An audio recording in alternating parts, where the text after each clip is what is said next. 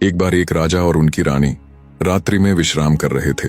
तभी उनको रात के सन्नाटे में किसी जानवर के गुर्राने की आवाज सुनाई देती है।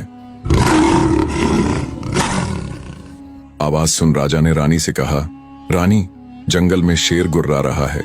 रानी बोली, नहीं महाराज, वो शेर की नहीं बल्कि शेरनी की आवाज थी।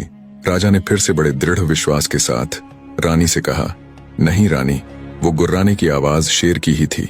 रानी फिर बोल पड़ी, नहीं महाराज, वो दहाड़ शेर की नहीं बल्कि एक शेरनी की ही थी। राजा ने 3 बार उसे शेर बताया और रानी ने तीनों बार शेरनी ही कहा। दोनों अपनी अपनी बात पर अटल थे। राजा को उसकी बात बार बार मोड़े जाने पर बहुत क्रोध आया।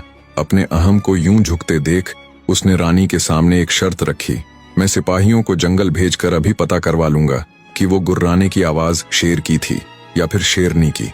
जिसकी बात झूठ निकली उसे इसी क्षण सदा के लिए राजमहल छोड़कर जाना होगा।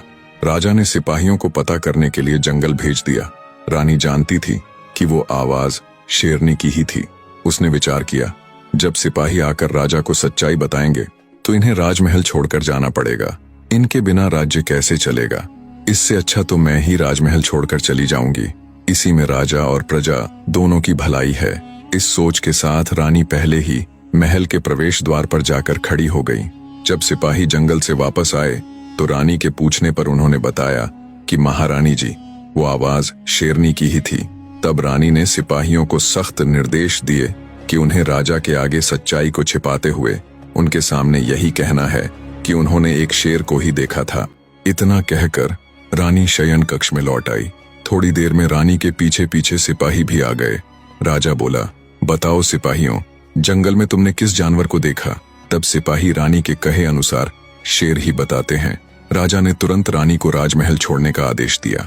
रानी बोली, महाराज, मैं 7 माह की गर्भवती हूँ। आधी रात को भला कहाँ जाऊंगी? सुबह होने पर मैं खुद सदा के लिए राजमहल छोड़कर चली जाऊंगी। किंतु राजा के हृदय पर कोई असर नहीं हुआ। वे कठोर स्वर में बोले, रानी, शर्त के अनुसार तुम्हारी पराजय हुई है। तुम्हें अभी और इसी क्षण यह महल छोड़कर जाना होगा।